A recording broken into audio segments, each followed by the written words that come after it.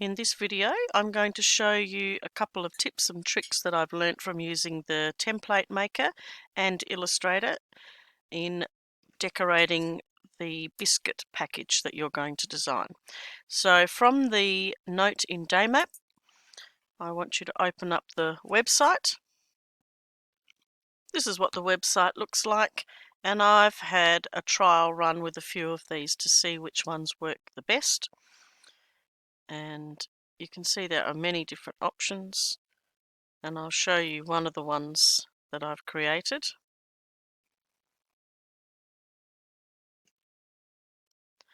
So this is the one that I've been having a little play around with to try and learn how to use Illustrator. And what I have done is I've found some images. So this is an image off the internet, this is an image, this footprint is an image, and this background wallpaper is copied as well. And then what I've done is, hold on a sec, what I have done is I have done an individual little crop part of this, and this is one whole piece across there. So it's a bit of an example. I've fiddled around with some different text and stuff, and it's a bit of an example of what you may choose to make. I've had a few practices, and I have found that the PNG tends to be a better quality line than a PDF. The resolution of about 120 is about the best I think we're going to get. And so I've tried the shallow box, the matchbox, and the gift box, which have seemed to work quite well for the size of box that I have practiced with. It depends completely on the size that you are working towards, but I'll give you a bit of an example of how you go about creating the box template. I'm going to use the shallow box as a bit of an example of the website process. First of all, make sure that the units are in millimeters. And when you open up, there's a little option that says more details, and I've already clicked that to expand the other options. So make sure it's in millimeters. Put the size of your box in, and we'll just go with whatever's here at the minute just for the demonstration. You can change some of these other parameters, but I don't think they're very necessary to worry about. The ones that I have changed is I've changed it to A3, either landscape or portrait, mostly landscape.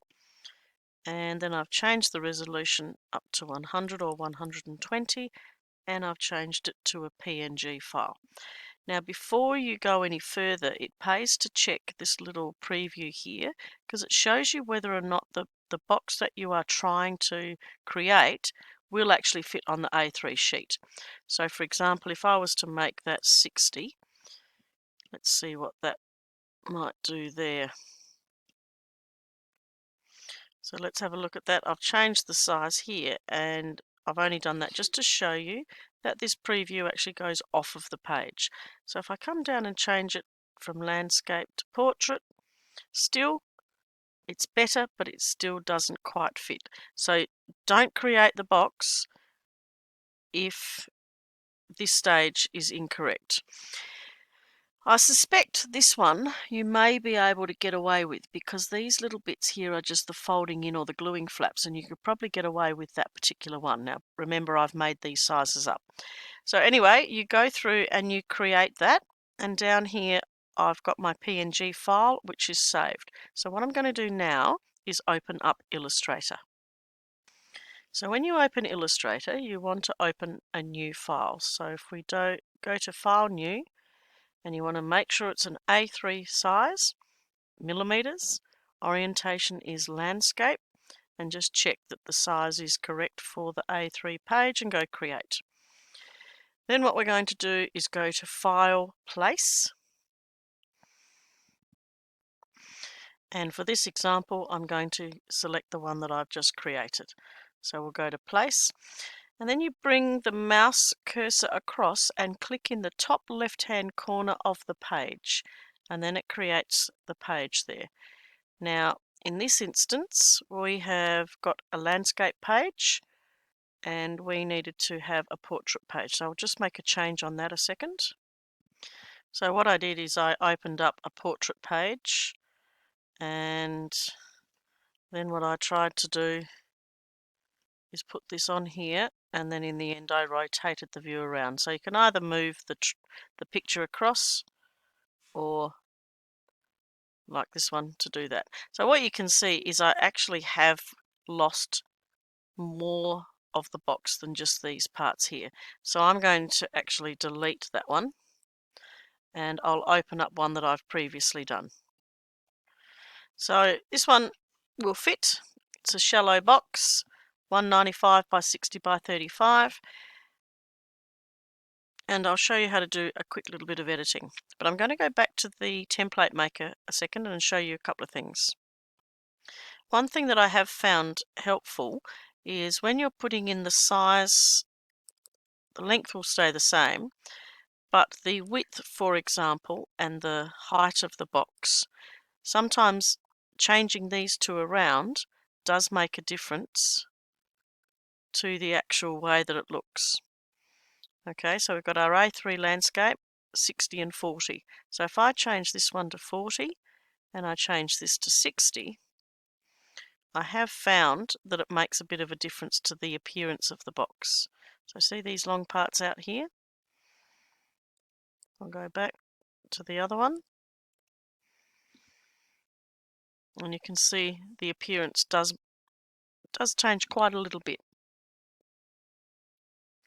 So from playing around with a couple of options, I found the gift box, the shallow box, and the matchbox cover and base, and also the gift box, if I didn't say that already, I have found them to be most successful for this task. So if we now go to the file that we've created, I'd save it. But what you need to do is to insert some bits and pieces into your model. So for example, I'm going to show you placing some of the parts that I've previously been fiddling around with. So for example, if I use the paw prints, which I've previously found, and I'm going to click that there, in comes the big picture.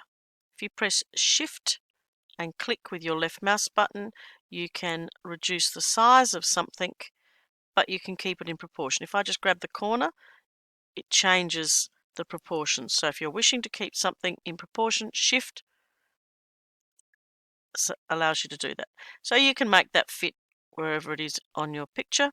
If I double click on that and come over here to properties, I don't think I had to double click, I just had to open properties. I can change the opacity. So if I click that and drag that along, I can change that, and that can make a difference to the appearance. Then you can just bring in all the other bits and pieces that you're wishing to put on to your biscuit packet. I'll bring that one in and we'll edit it for a minute. Bring in the barcode, any other bits and pieces that you want to put on there. You can do your own text, etc. So you can modify the sizing. Shift again. And I might want to get rid of that whiteness around there. So if you right click, you can go to crop image, and that then allows you to crop and then enter to accept the change that you've made. You can bring that in and put that in there. You can rotate. If you hover over the little tag here, you can rotate something around. Shift button allows you again to make something changed in proportion. You can use the text tool to type. I use the type on a path tool, but to do that I created a path. So I use this tool and I just drew a couple of lines, then I pressed my left mouse button whilst I was drawing, clickety click, so I was really making it up as I went along. Escape and then Alt to click on that part there, I think, to get rid of the extra bit. So then I was able to use text, right click, type path on tool, click on it, and then type whatever it was. And for mine, it was dog treat. And come back to the selection tool. And then I highlight it, right click, change the font size to something else, right click, sorry, font and type. Now you can see that looks a bit weird, but I was only mucking about with bits and pieces with that. I can right click on it to change the color. So to change the color, I highlight it by holding the left mouse button down and selecting it. Then you come over to the fill, which if it's not visible, you have to click on the properties. Pick a color and click off the side of the page, and there's our text. So selection tool to move that. Click off the side of the page. So obviously that's not very good text and colouring, but that gives you a little bit of an idea as to how you can add some bits and pieces to your product. So what I did for the little part here is that part there was just a cropped part of this main wallpaper, and then I zoomed in using the zoom capability down the bottom here, and I moved it so that it fitted just inside that little end tab there. So that's a bit of a run through on how you can use Illustrator. Give it a go. Don't forget to save your work and see if you have some success with that.